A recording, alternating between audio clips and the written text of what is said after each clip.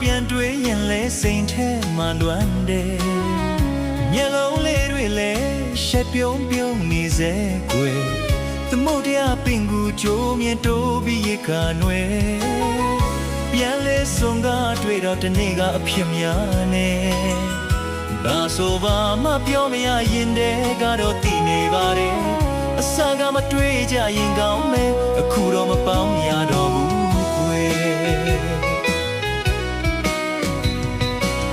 ကိုတို့နှစ်ယောက်ချင်းတွေ့ကြတဲ့နေ့လေးတစ်နေ့ကိုကွယ်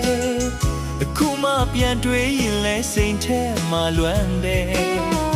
မျက်လုံးလေးတွေလဲရှက်ပြုံးပြုံးနေစေကွယ်သမုတ်တရားပင်ကူကြိုးမြင်တိုးပြီးရခါနွယ်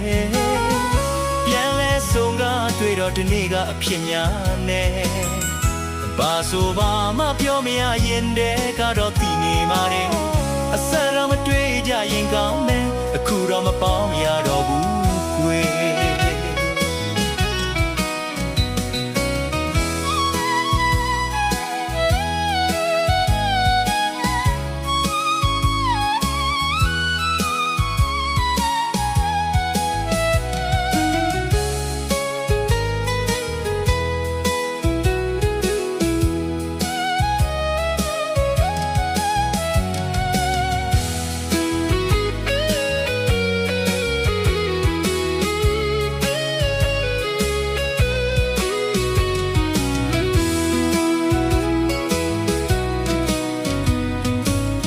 ကြောင့်မဆောင်တော့မပေါင်းကြရတာခွေးလို့ပါတော့ချစ်သူမေရဲ့ဒီစကားလေးကိုကွယ်ပြောမထွက်ခဲ့တာပါကြောင့်လဲလို့ခုထိမောင်းနာမလဲ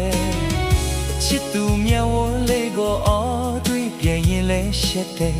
နှစ်ယောက်သားဆောင်တွေ့ကြရင်မောင်းရင်တဲကမလွယ်ဘာဆိုပါမပြောမရရင်တဲကတော့တည်နေပါတယ်အဆက်ကမတွေ့ကြရင်ကောင်းတယ်ခုတော့မပေါင်းရတော့ဘူးကွယ်